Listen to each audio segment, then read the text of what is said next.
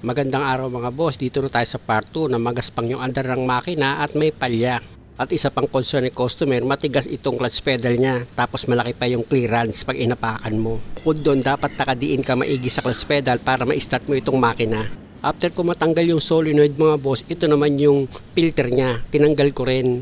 Gagamit ako dyan ng pang-spray mga boss para malinisan ko itong oil control valve filter. Sa pag-spray niyan mga boss, madali lang naman kung makikita nyo, gayahin nyo lang kung paano ko siya nililinisan. Basta ang malaga, maging clear yan.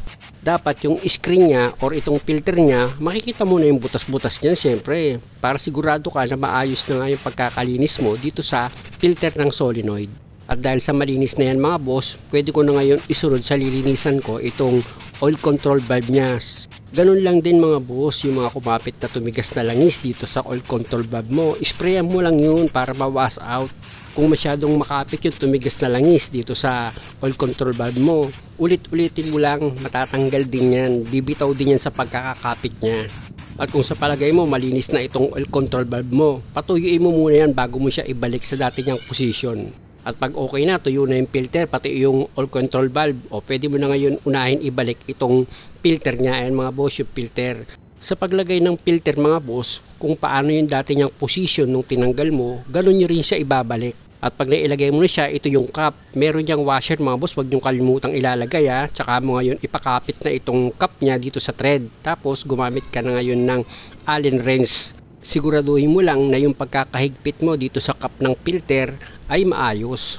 Medyo alanganin ako sa paghigpit na ginawa ko mga boss, kaya kung makikita nyo gumamit pa ako dyan ng extension para sigurado ako na maayos yung pagkakahigpit ko dito sa cap ng filter. Pag okay na, dito naman ako sa solenoid. Nakita nyo naman pinahiran ko muna ng langis yan, pati yung o-ring nya, para pag inilagay ko yan hindi magasgas yung o-ring. Sa paglagay naman itong oil control valve or solenoid, madali lang naman yan mga boss, may guide naman yan. Basta itapat nyo lang itong solenoid dito sa pagkakabitan nyo ng bolt nya. At pag nailapat nyo na itong solenoid, pwede mo na ngayon ilagay itong bolt na number 10. Tapos pag kumapit na yan sa thread nya, tsaka mo ngayon gamitan ng box thread sa number 10 at higpitan mo na yan. Pag okay na, pwede mo na ngayon ilagay itong pump belt dito sa alternator. Itulak mo itong alternator, yan mga boss, tsaka mo ngayon isampa na itong pan belt mo dito sa alternator. Check upin mo rin na dapat nakasampa yan sa lahat ng mga pulley niya na kinakapitan nitong belt. Pag okay naman, ilagay mo na itong socket wire dito sa solenoid. Ayan mga boss, siguraduhin mo na idin mo maigi yan. Tapos pwede mo na ngayon isunod sa ilalagay itong bracket niya. Ayan yung adjuster ng pan belt. Ilagay mo na yung bolt dito sa alternator kasama yung bracket niya. Ayan mga boss, nilagay ko na yung bolt. Tapos ito naman pinakita ko, yan naman yung nut. Ipinakapit ko na rin yan dito sa thread niya. Tapos gumamit ka ngayon ng box thread sa number 12. Unahin mong higpitan itong nut. Tapos kumuha ka ng tubo na pwede mong ipantulak dito sa alternator. Ayan mga boss, para maitulak mo itong alternator at itong fan belt, mag-adjust siya. Sa pag-adjust ng fan belt mga boss, dapat yung tama lang. Tapos higpitan mo na itong bolt dito sa adjuster ng alternator mo. Pag okay na dito sa ilalim ng alternator, gamit yung box thread sa number 14, higpitan mo na yung bolt dyan para itong alternator mag-fix siya at hindi na siya gagalaw-galaw. At kung okay na yung pagkakahigpit mo ng bolt, pwede mo na ngayon ilagay itong engine cover ng sasakyan mo. Pag nailapat mo na ng maayos itong engine cover mo, pwede mo na ngayon ilagay itong dalawang nut na number 10. Tapos gumamit ka na ngayon ng socket wrench mo na number 10 para i-final mo na yung higpit dito sa dalawang nut sa ibabaw ng engine cover mo. At dito rin sa gilid mga boss, yung dalawang number 10, higpitan ko na rin yan. Pag okay na, pwede nang i-start itong makina. At dahil sa napa-start ko na itong makina, i-position ko muna itong camera mga boss. Tapos switch off ko muna itong makina, tsaka ako ngayon i-start ulit.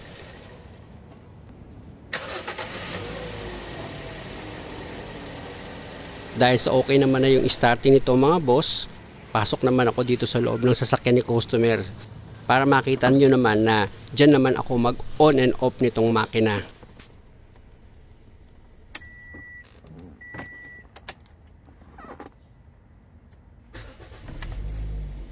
Tapos i-on ko naman na itong aircon ni customer para ma-check ko kung magkakaroon siya ng palya. Kasi pag may palya, apektado pati minor nitong aircon. Gaya nito mga boss, wala naman naging problema dito sa pag-aircon ko. Wala na.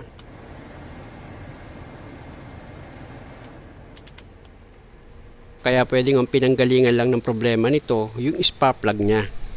At syempre, malaking tulong na rin yung malinis ko yung mass airflow sensor, pati yung solenoid niya at yung filter, malaking bagay na rin yun.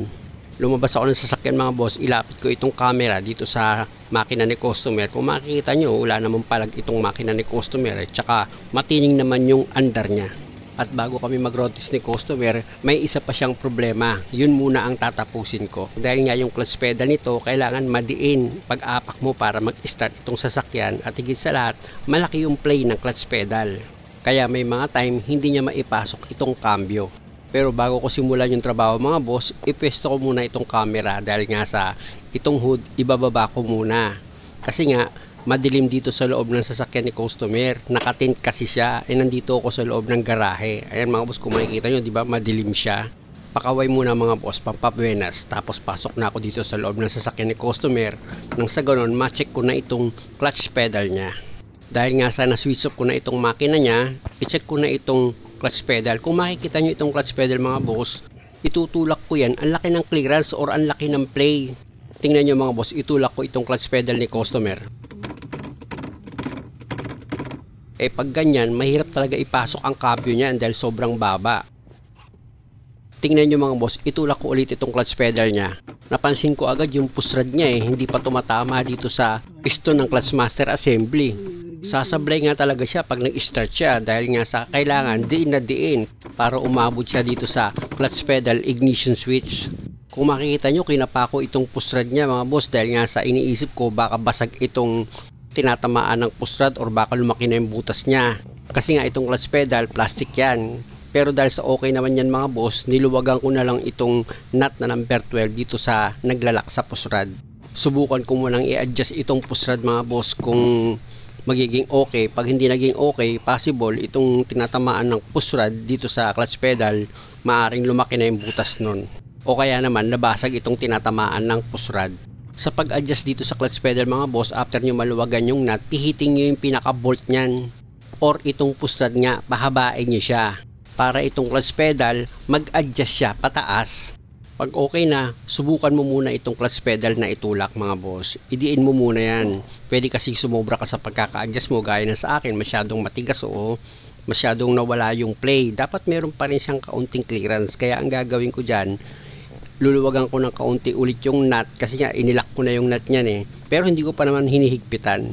O niluwagan ko siya kaunti, di ba, yung nut, tapos yung push rod ngayon pihitin mo pabalik, paiksi mo siya ng kaunti, tapos ibalik mo ulit yung nut.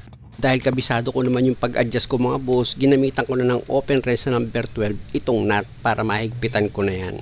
Basta lagi yung tatandaan, pag mag-a-adjust kayo ng clutch pedal, dapat meron siyang kaunting clearance. Huwag naman yung halos pagdiin mo itulak kagad yung piston dito sa clutch master. Hindi ganun, dapat meron pa rin siyang kaunting play. Huwag naman yung katulad kanina na napakalaki ng play. Sobra-sobra naman yun. Pag binitawan mo yung clutch mo nun, yung clutch pedal, ibig kong sabihin, biglang kakadyot yung sasakyan mo. Tandaan nyo mga boss, malaking bagay din na tama yung paglagay mo ng clearance dito sa clutch pedal para malambot itong clutch pedal mo pag inaapakan mo siya.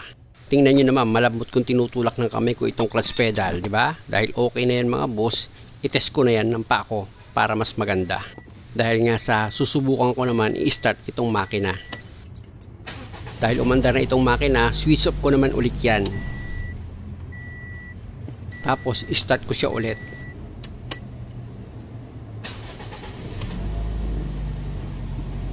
Tsaka ako ngayon bobombahin itong clutch pedal para malaman ko kung magkakaroon nga ito ng pagbabago.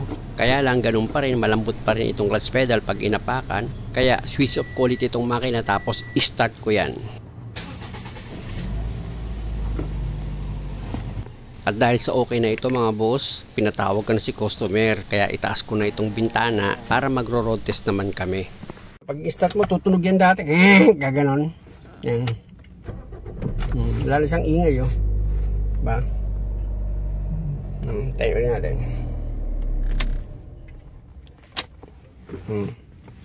Tsaka malambot na. Malaking taas parang putol yung paa mo. Parang kanina nahihirapan ka. Nanibago nga ako. Ayan.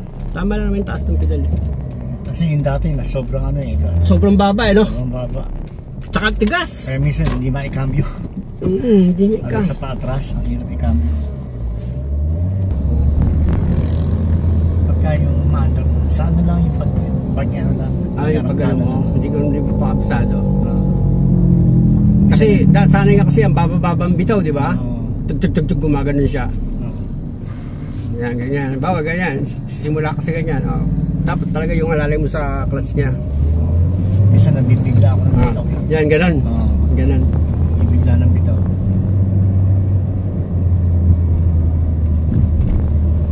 Doon sa kinakain natin doon. Si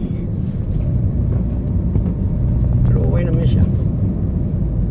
Okay yung Sila ng atak eh. At dahil sa okay na ito mga boss, mag-lunch na daw kami ni customer. Muli, maraming salamat sa panonood. Sana nakakuha kayo ng idea at kung maaari, huwag niyo naman sanang kalimutang mag-subscribe sa channel ko. Maraming salamat.